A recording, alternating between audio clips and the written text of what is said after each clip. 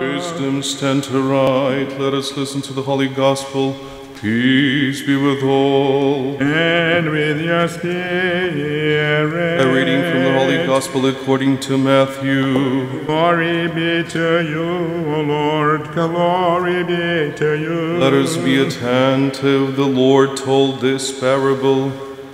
The reign of God may be likened to a king who gave a wedding banquet for his son.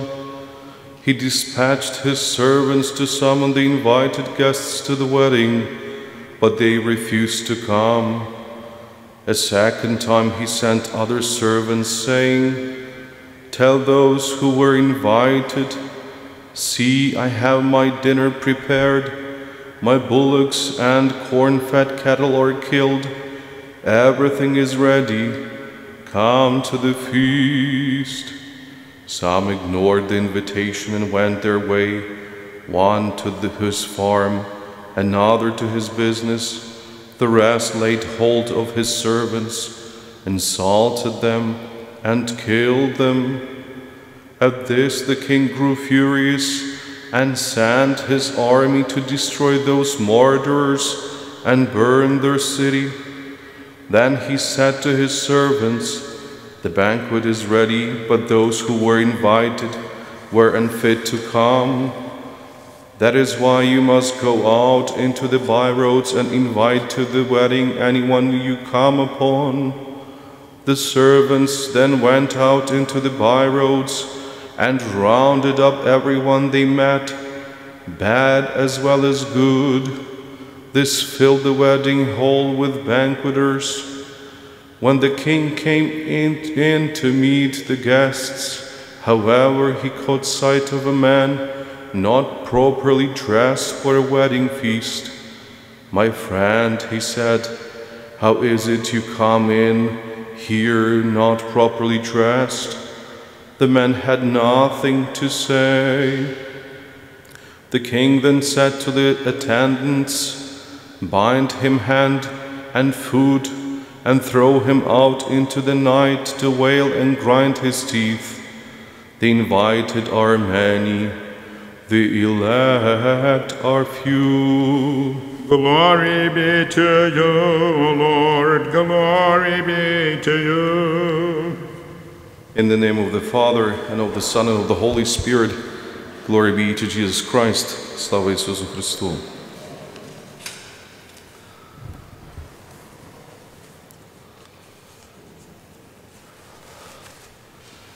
We hear the second Sunday in a row the parable. Last week was a parable about a bad tenant of a vineyard.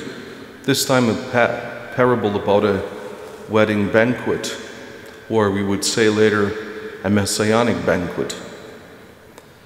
We understand that there are moments which are strange. Refuse an invitation to a royalty, okay, nobody does and did it at that time and today, because it's trendy. But to treat the servants, those envoys who came to invite, insult them or kill them, something strange. Nobody does it normally. So turn down the invitation, treat the servants, and the response of a king. If you do not accept it, he sends army to destroy, to kill everybody and burn it down. We understand that this parable is not just a parable about some kind of party or a wedding. We understand that Jesus talks about God and his Son, the Messiah. In order to understand what kind of banquet it is, we have to reach out to the Old Testament. That's why we say it's hard to read and understand, but without knowledge of the Old Testament, we cannot unveil a new one. In the book of Isaiah, they're also in the book of Samuel, Psalms, but in the book of Isaiah, prophet Isaiah, chapter 25, so it probably will be the home test to read. we read about a banquet to which all the nations, all the peoples are invited. So it's universal, not just for a group, not for the Jews only, for all the peoples of the world.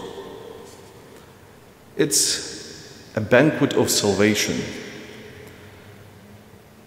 And through the mentality of the Old Testament time, this messianic banquet, the wedding banquet of God is a messianic banquet, and it's banquet of the kingdom of God. So we understand that there is a universality. All are included, all the nations. It's also, when we read, it's a sacrificial, because we read that the feast of fat things in the book of Leviticus 3:16, which resembles Gospel of St. John 3:16, when we read in John that God so loved the world that he gave up his only begotten Son in order not to condemn the world but to save it. In Leviticus we read about that the feast of fat, that the fat belongs to God, because when they were burning the sacrificial animal, the fat would go to God on burning. We Ukrainians like the fat, at least in Ukraine, so we would not get it. It goes to God according to the sacrifice of a temple in Jerusalem. And it's a supernatural, so it's sacrifice, and it's supernatural, because we read that not just God will wipe out all the tears of people who are gathered.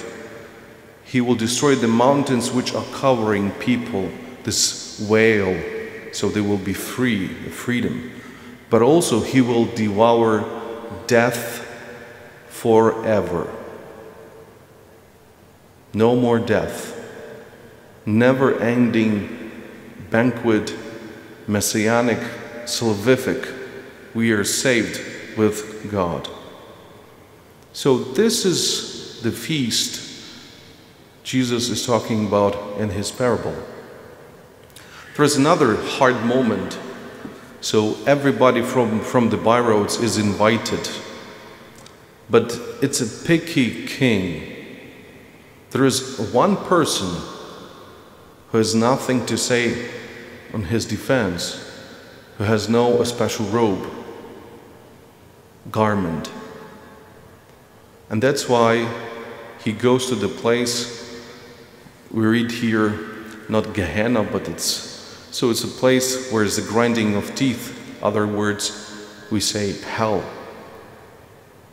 What kind of garment he was lacking? And again, the same book of prophet Isaiah, in chapter 61, closer towards the end, we read about the Messiah. It's a messianic banquet, so the Messiah. And the prophet prophesies the word of God that God will clothe the Messiah in a garment of salvation. Of course, he's the one who brings salvation. Covers him with the robe of righteousness and dresses him like a bridegroom. So this is the answer. The bridegroom covers him with a robe of salvation and a robe of righteousness. So the man was lacking righteousness. And I think that these two parables we read 2 Sundays in a row are very similar, because the bad tenants were lacking righteousness. The way they were thinking and acting is weird, and they were punished, and everybody agreed. They did what they had to do to bring fruit, and they agreed to it. They wanted to take what was not theirs. So, and today also the man was lacking this righteousness. We can applicate this parable towards us too. You know, beautifully at the baptism and confirmation, when we give this white robe to a child, we say, we cover you with the robe of righteousness. God covers you with robe of righteousness. So go and with good deeds strive through your life in order to enter the realm of God. From the very beginning, a Christian has this task. He or she, having the robe of righteousness, in order to enter the never-ending banquet. The door is open, but Picky King is walking around. Of course, it's a metaphor. I'm saying Christianity, it's about responsibility. Christianity is nothing steady. It's acting throughout your life, every single day. My day, your day. As God is the one, God's name is the God who is with us, constantly traveling with us through our life. As it was described in the Old Testament, the same today.